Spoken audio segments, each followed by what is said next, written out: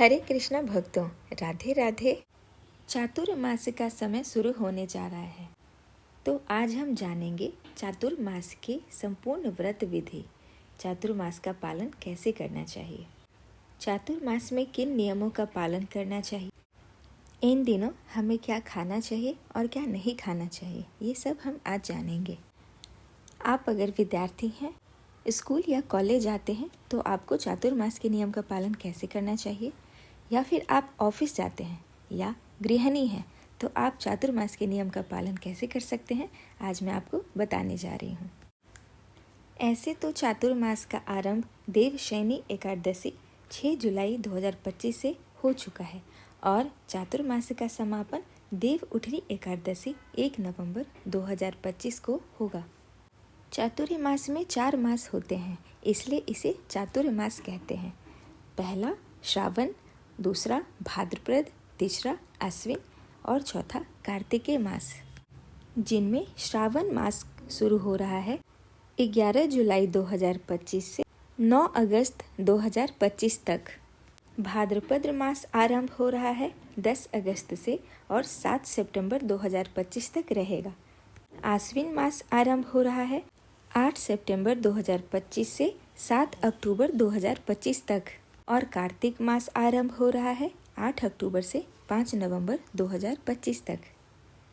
वैष्णव परंपरा के अनुसार भक्तगण चातुर्मास का प्रारंभ आषाढ़ पूर्णिमा से लेकर कार्तिक पूर्णिमा तक करते हैं, तो इसलिए इस वर्ष हम लोग चातुर्मास का प्रारंभ करेंगे 10 जुलाई 2025 से लेकर 5 नवंबर 2025 तक।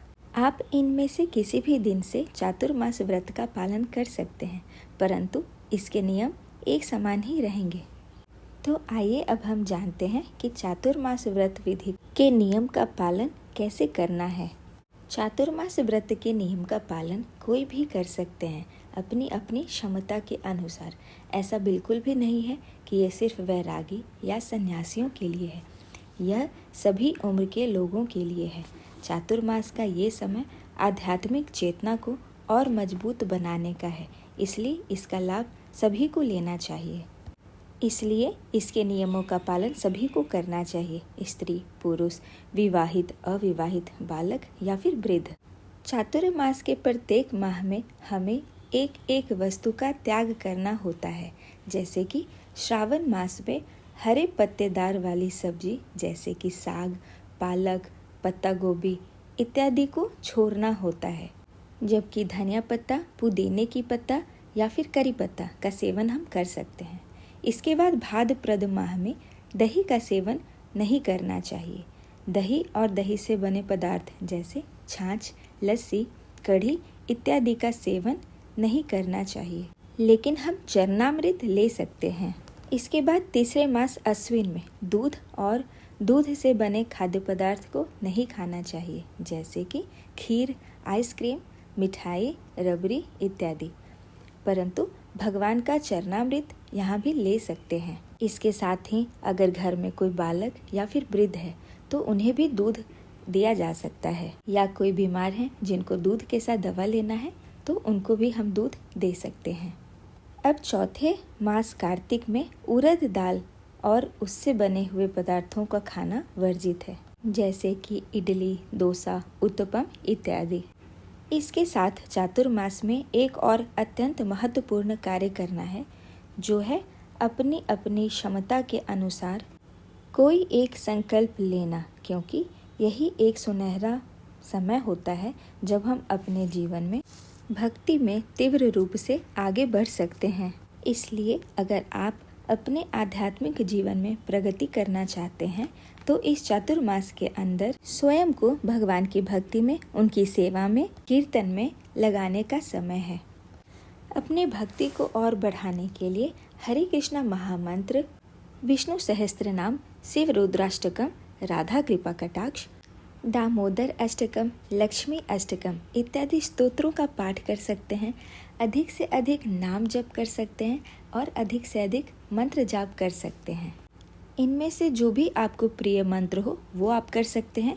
इसके साथ साथ वैदिक ग्रंथ और शास्त्र का स्वाध्याय भी करना चाहिए, जैसे कि जैसे श्रीमद् भागवत महापुराण, श्रीमद् भगवत गीता, शिव पुराण इत्यादि का पठन या श्रवण करना चाहिए। साथ ही आप उन शास्त्रों के श्लोकों को कंठस्थ भी कर सकते हैं। इसके साथ साथ सत्संग सुनना चाहिए, साधु संग करना चाहिए, संकीर्तन करना चाहिए, भगवान की कथाएं और उनकी लीलाओं को सुनना या फिर पढ़ना चाहिए। इसके साथ आप प्रतिदिन सुबह ब्रह्म मुहूर्त में उठने का भी संकल्प ले सकते हैं। सूर्योदय से पहले स्नान और पूजा करने का भी संकल्प ले सकते हैं और यह कार्य आप बिना संकल्प लिए भी कर सकते हैं। चातुर्मास के दौरान अगर संभव हो तो किसी भी धाम जैसे कि वृंदावन, मथुरा, पुरी, वाराणसी, हरिद्वार इत्यादि धामों में वास भी करना चाहिए। साथ ही पूरे चातुर्मास या फिर चातुर्मास्य में किसी खास दिन में आप गंगा, यमुना जी जैसे पवित्र नदियों में स्नान भी कर सकते हैं। चातुर्मास में अपनी अपनी क्षमता के अनुसार हमें दान भी करना चाहिए, जैसे वस्त्र दान, अन्न दान, श्रम दान इत्यादि।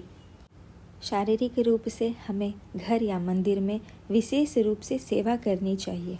मानसिक, वाणी या फिर कार्य से किसी के साथ भी अपराध न बने, यह ध्यान रखना चाहिए। चातुर्मास में भोजन करने के भी कुछ नियम हैं, जैसे कि प्रतिदिन दिन में एक बार भोजन पाना, हफ्ते में एक बार फल पर रहना या फिर पूरे 4 माह फलाहार पर रहना।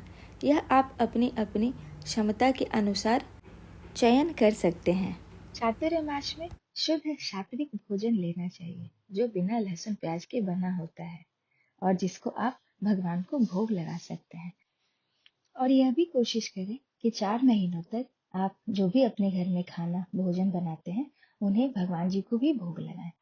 ऐसे तो भगवान जी को डेली ही भोग लगाना चाहिए, घर में कुछ भी शुद्ध बनाकर, परंतु अगर हमेशा संभव नहीं है तो आप इन चतुर्मास में अवश्य कर सकते हैं। अगर आप 4 मास तक शुद्ध भोजन लेने में सक्षम नहीं हैं, तो आपको 1 महीने तक भी शुद्ध भोजन ले सकते हैं और उन्हें 1 महीने तक वो शुद्ध सात्विक भोजन भगवान जी को भोग लगा सकते हैं। ऐसा संकल्प भी कर सकते हैं और इतना आप कार्य कर सकते हैं। चातुर्मास के इन 4 महीनों के दौरान मांस, मदिरा, लहसुन, प्याज इत्यादि जैसे अशुद्ध भोजन नहीं लेना चाहिए। इन 4 महीनों तक अपने घर में अपने भगवान जी को अपने हाथों से बना हुआ कुछ भी भोग अवश्य बनाकर उनको भोग लगाएं और इतना ध्यान रखें कि जब भी भोग बना रहे हो, खाना बना रहे हो, तो आप स्नान आदि करके निवृत्त होने चाहिए, स्वच्छ शुद्ध होने चाहिए। स्कंद पुराण के अनुसार जो व्यक्ति चातुर्मास में व्रत नियम को विधि पूर्वक पूरी करता है, उसके सभी पाप नष्ट हो जाते हैं और उसे दिव्यता की प्राप्ति होती है।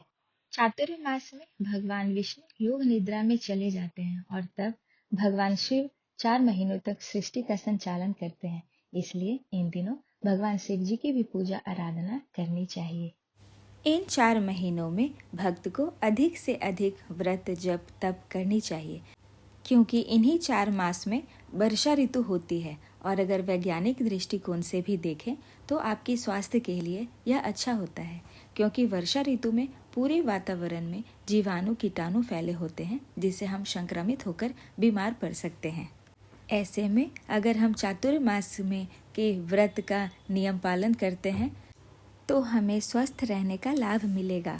और इन्हीं 4 मासों में अधिक से अधिक व्रत और त्योहार आते हैं। श्रावण मास की सोमवारी, हरियाली तीज, बलराम जयंती, जन्माष्टमी, फिर रक्षाबंधन, राधा अष्टमी, बाराह द्वादशी, शरद पूर्णिमा, दशहरा, दिवाली, गोवर्धन पूजा और कार्तिक पूर्णिमा, और सबसे महत्वपूर्ण, सबसे पवित्र और मंगलकारी पूरा कार्तिक मास, जो कि हमारे लिए एक व्रत के समान होता है। और यह सभी व्रत हमारे आध्यात्मिक जीवन को प्रगति के लिए सहायक होते हैं।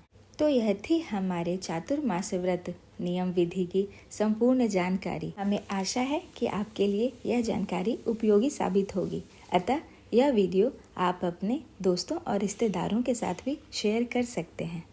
हमारी वीडियो आपको अच्छी लगी हो तो कृपया लाइक एंड शेयर करें और हमारे चैनल को सब्सक्राइब भी करें। राधे राधे, हरे कृष्णा।